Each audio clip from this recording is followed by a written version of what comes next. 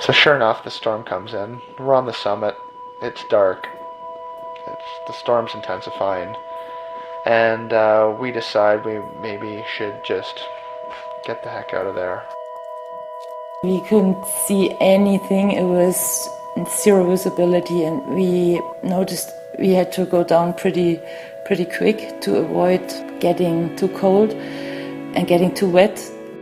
We were in this cloud, and it was totally light now, but we were right in this cloud. We had no visibility, and we had several hundred meters of wet slab below us, and we just couldn't really do it. We couldn't just rappel into the mist, not being able to see where we're going. I think he had kind of an intuition in this moment, because when we descended, he was really in a bad shape. He was shivering all night, and he was really in a not very good situation anymore. I was quite worried about him. It was a pretty scary feeling to not be able to control the shakes and the shivers, and just being wet and damp, and it's snowing out, and you're basically cornered. Like, we were cornered. We couldn't go anywhere. We just had to sit it out. It was pretty miserable.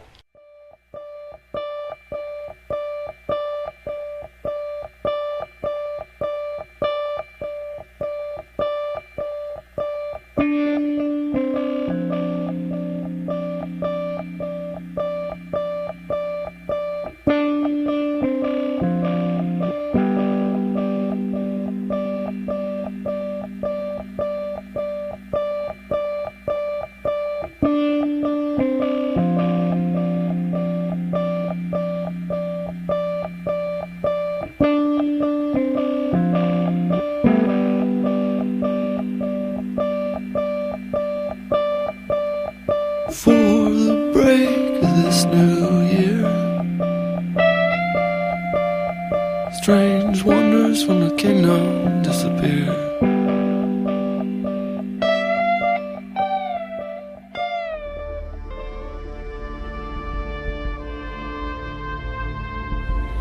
Many parts of Canada are pretty wild and hard to get wild scenery, but Baffin Island was topping anything I've ever seen before. This was really special, and yeah, the colors are so intense. It never gets dark, and the sky is blue, the glaciers are blue, and the faces are grey, and green grass, and lots of flowers, and lots of water.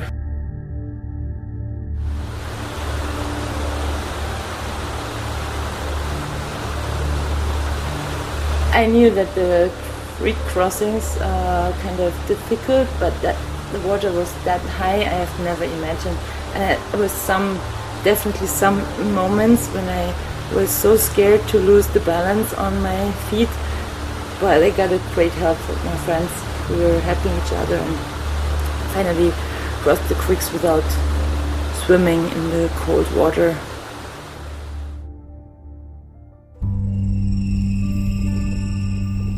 Climbing in a remote area, such as, say, Mount Ásgarðr area of Baffin Island, it's definitely, the intensity of the experience is increased. I mean, there's, you're more committed. Possibilities of being rescued if everything goes horribly wrong are really low.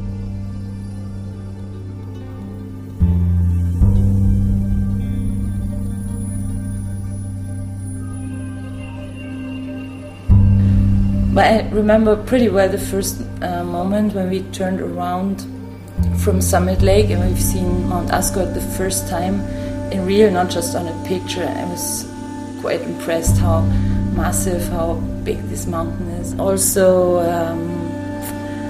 I got a little nervous because it showed us the darkest face of the mountain.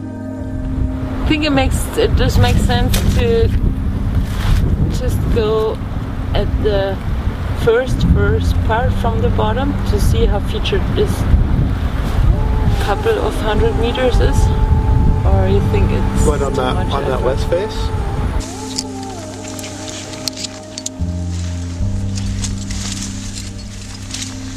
There were some additional hazards that we dealt with on Asgard, although they were a little bit random. The most memorable ones definitely came out of nowhere. The sun hits the mountain just a few hours in the late afternoon, but that was just enough to get the situation really, really dangerous. And it landed on the slab right, I think, maybe between the belay and where I was, and blew up, and it was a really close call. I think it was one of the closest encounters with rockfall I've ever experienced.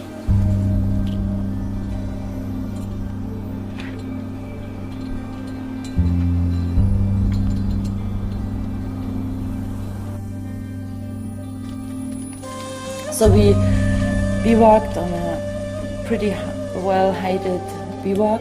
So we were waiting there. We didn't even sleep. It was just waiting to get the sun out of the face. And as soon as this was happening, we kept going climbing. So after 2 days, we topped out. We were really happy to not get hurt by the really terrible rockfall sometimes.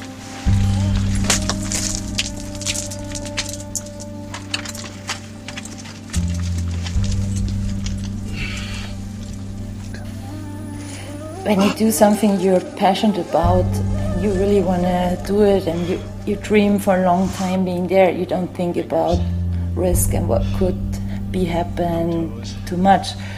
And of course there is friends you lost one day, and sometimes you think about them, but it doesn't change anything in what you're doing. And that's how I deal with friends who passed away. But when John turned into that really sad situation that his father died during our descent, which was, I think, the most dangerous part of the whole climb. You think, how can that be happen?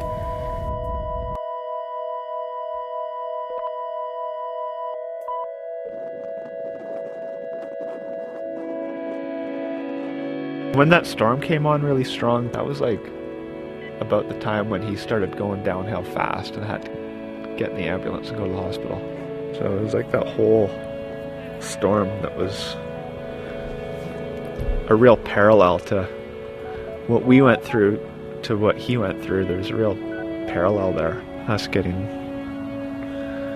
our backs against the wall and him getting his back against the wall. Yeah, I think about that sometimes. Just kind of, I don't know what to think.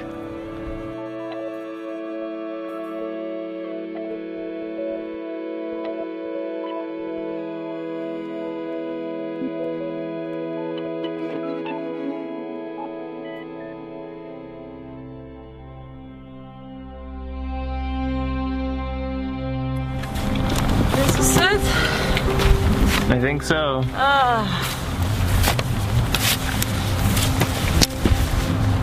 My body's falling apart.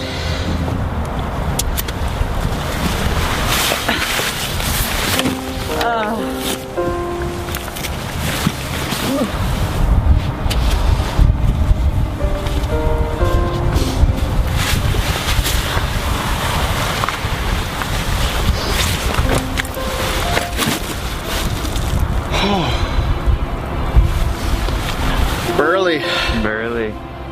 Done.